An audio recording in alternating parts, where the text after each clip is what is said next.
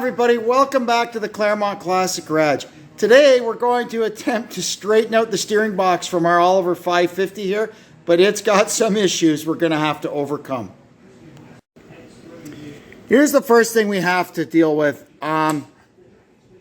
Somewhere along the line, some overzealous backyard mechanic has been wailing on the steering arms trying to get them off the sector shafts, and they've missed a few times and whacked the housing and deformed it. You can see it's not round anymore, and we need that bore to be round so that we can get the seal in and have it not leak.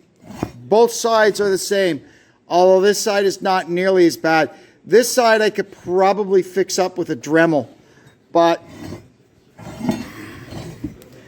this side I got a funny feeling we're going to have to do it on the mill with a little bit of a homemade boring bar. I want to try, first I want to get this seal out of here, and we'll see how bad it is. Like, it's deformed so bad it's actually deformed the seal itself. So this thing is banged in a long way down.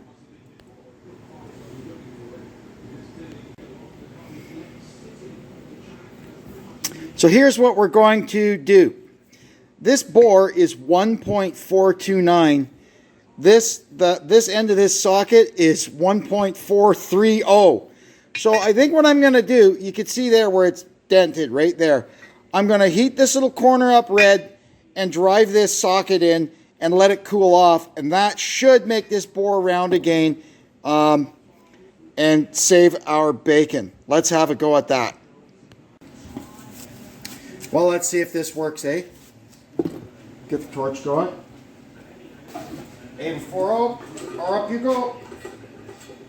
I hope I can get this done. I'm running low on acetylene.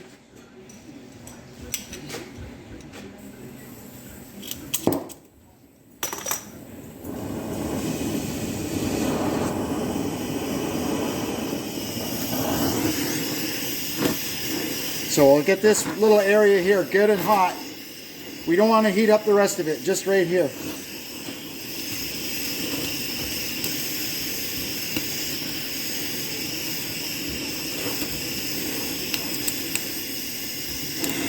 Yeah, it's getting there.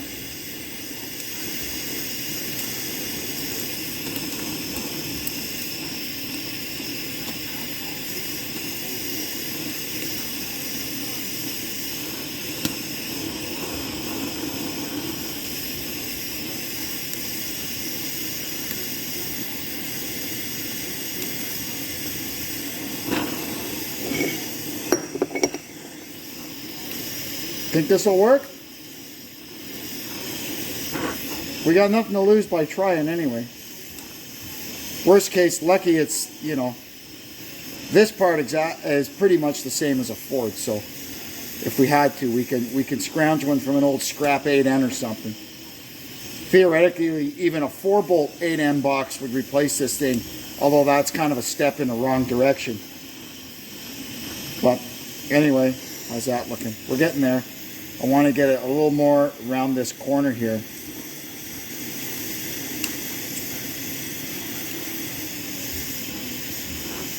This is the bad side. So if it works on this side, it'll work great on the other side.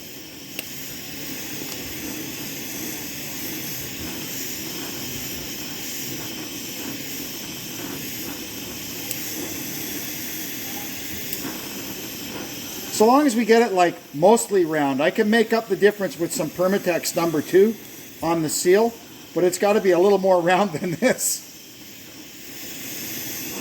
Okay, here we go.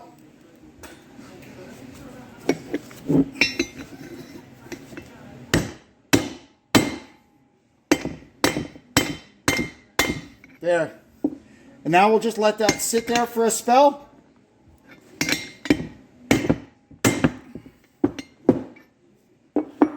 Okay. So when we start actually building it, the first thing we're going to have to get in and organized is the worm shaft. So what I want to do, this has to be cleaned up because it's all full of rust. So you take this little retainer off. And then these tubes are what keep the balls in.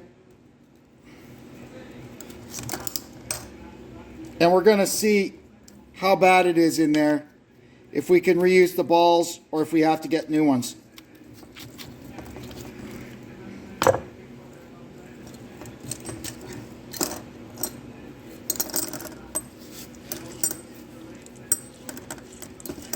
You just keep turning it and they'll all come out. There's 60 of them in there.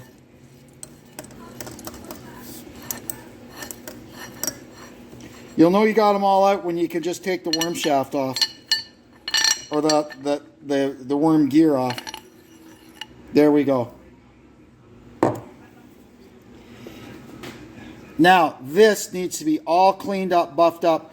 We got to get that bearing off. You'll see there's just a little push retainer in the bottom that holds that bearing in. And then first thing we'll do is get this shaft cleaned up.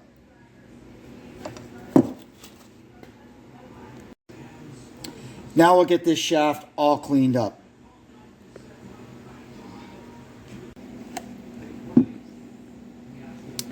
This is quite pitted up.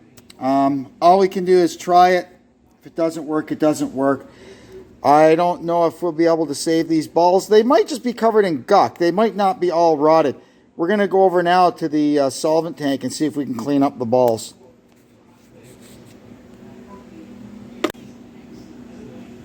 This is quite pitted from the steering box being full of water. Heaven knows what the inside of the nut looks like.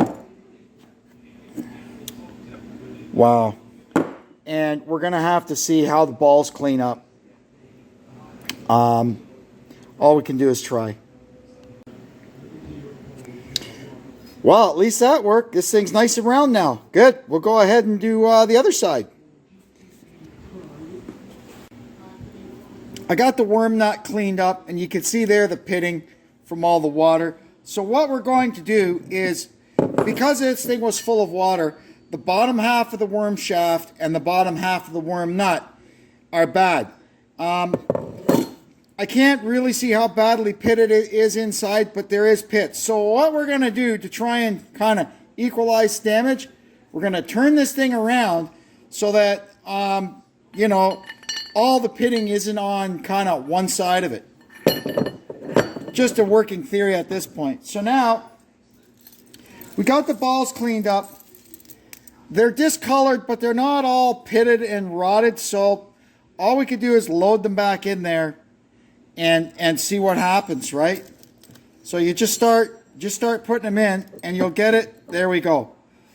Once you got the first couple and you can get the grooves lined up. And so we're just going to start loading in the balls. You just keep working them in.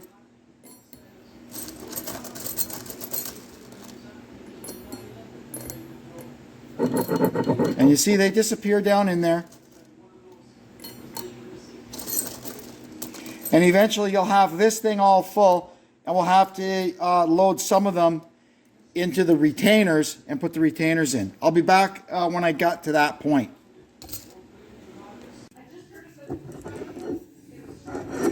Well, we've got it together and it's working. I'm getting some oil worked into it and it's working a little better, but you could still hear it. It's grumbly sounding. It shouldn't sound grumbly like that. That is all the pits in there. But, you know, it is what it is.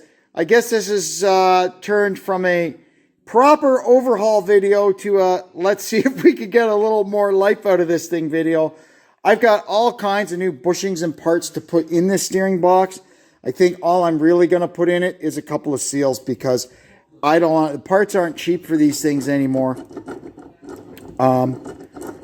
So we're just going to do kind of the bare minimum and see how it works out.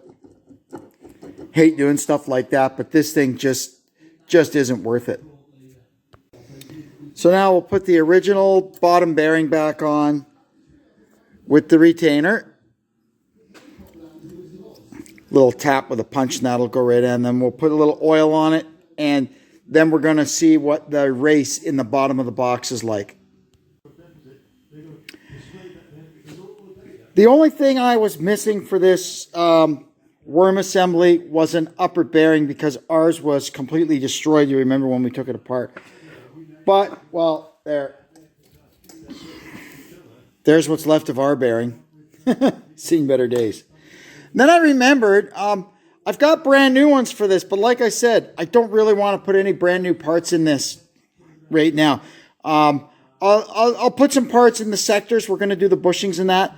But as far as this worm shaft goes, we're going to wait and see how she works.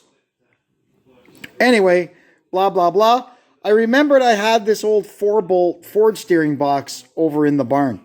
So it's no good for nothing. It's destroyed from loader use. So I took it apart, but I at least got that bearing. So we're all set. So now we'll put the shaft aside and we'll start working on the housing.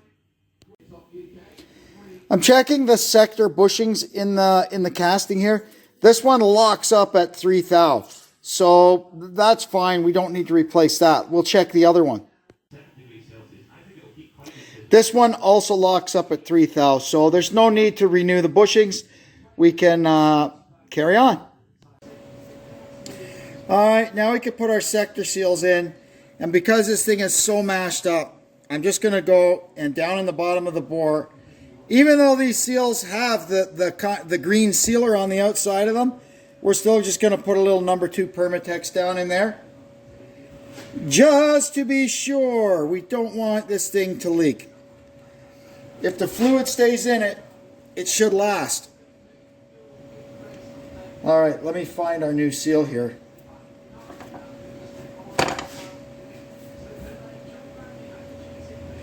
Okay. These, there's no little spring on the back of them, so we could just drive them in. Normally we would put a bit of grease on the back to keep the spring in place. Okay, get it started. And I got here, this is I think a 1 1/16 socket. We're going to drive it all the way down until it seats. There, you can feel it and you can hear it. Then what we're going to do, we've got the original leather seal that we took out. We're going to drive that in behind it, and it'll act just as kind of a dust seal, right? To protect the actual oil lip of our oil seal from any dust or crap that might get sent its way. That's good. Now we could set the end play on the worm shaft. Now we're going to set the end play on the worm shaft.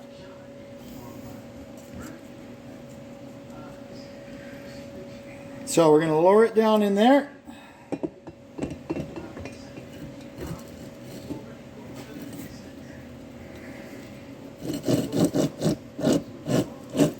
Man, that feels rough. But hey, it's working. So what we're doing here is we're setting the end play or the float or that bearing preload on this. And what we're aiming for is to just take the end play out of it, but not really put any preload on it. There's a set of shims that goes in here. So the best thing to do is, well, we're going to start with the shims that were in it. So that's no good. I put back the shims basically that were there, and it's stuck. So we're going to start adding.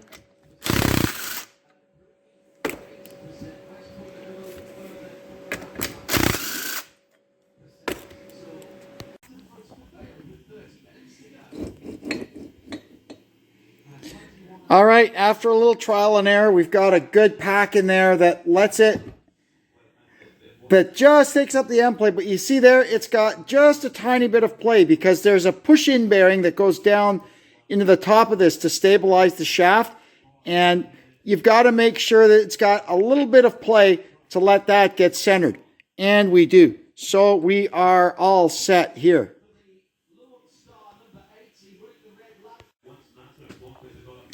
Now we're going to get the sectors ready to go. I'd like to clean these up, so I'm going to take them apart. It's pretty simple. You just loosen this jam nut and then turn this threaded adjuster all the way in, and the gear and everything will come out this way, and then we can clean it all up. There you go. And you can see how that works. And you can see how you adjust it. See how that gear has got a little bit of a taper to it? So as you screw the adjuster screw in, the taper goes deeper into the worm gear, and it takes up the play. This one's double-sided, so this one, this side of it is driven by the worm gear, and as it turns, in turn, it drives that one. Pretty simple system. Let's get this cleaned up. I'm sorry, something I should have mentioned before we put this guy in.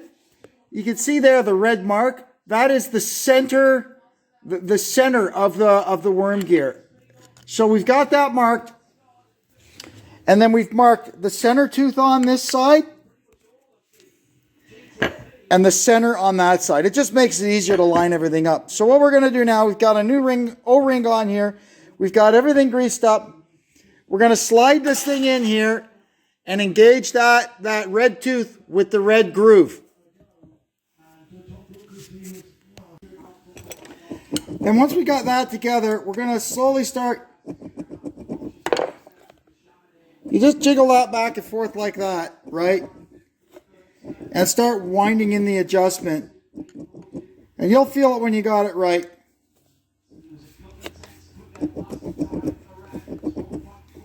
It's diminishing now, the play. Okay, so once we're done getting that one sorted out, we've parked it. You can see there's our red mark. That's the center of this sector. And on this one, it's a groove, not a tooth, right? So we're going to get the other sector ready and get it in, and then you adjust it to this one. Once we've got it adjusted up to where we're happy with it, we're going to go and bolt it on the tractor. We haven't finally tightened this yet because this is how we're going to fill the thing up. And we haven't done our final final adjustments, because once we get it filled up with lube and run it lock to lock a few times, you might find that it loosens or tightens a bit. Now we're going to pop this back off.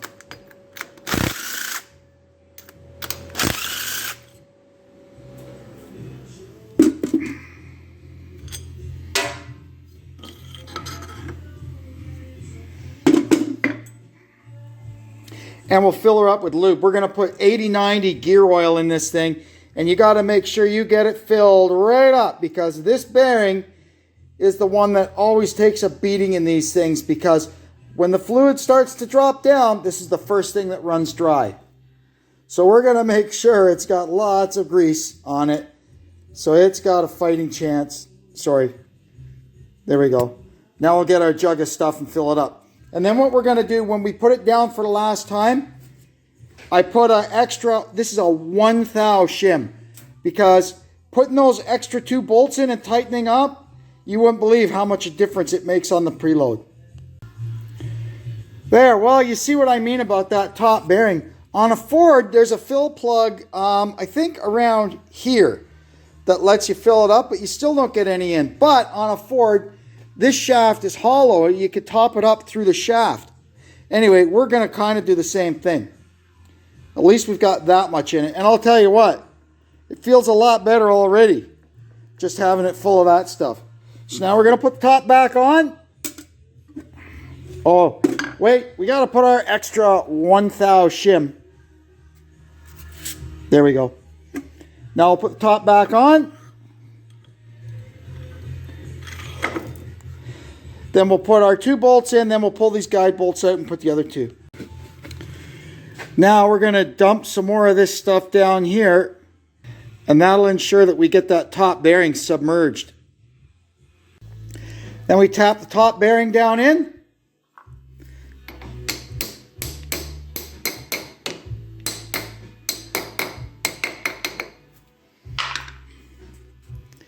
There we go. And then there's a spring seat and a spring that go in there underneath the steering wheel. We'll put them in later once we've got all the dash and everything back together. Golly, look! We found the fill plug! Good grief. Oh well, live and learn. Alrighty, that's it. I've got everything pretty good. you know, considering how wore out the thing is. So now we can go ahead. I've got the Pitman arms on. They're both pointing slightly back like they should be. And you can feel we've got it adjusted nicely because there's a pronounced tight spot when the thing is right in the center. And that's how a steering box should be. So now I'm going to go ahead and see if I can tighten these up. I'm still worried about this one. Remember before it was completely buried, right? So we'll see how we do. And we'll get the steering arms back on. And then we'll see if we can set the toe.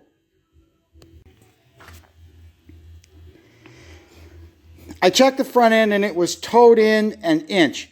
And that's not quite easy to figure out because there's so much wear. But I said, whatever, we'll just measure it and see what we got. So that's what it said we had. So we adjusted this side because this side had a lot less thread showing than the other side. So anyway, it's dead straight now.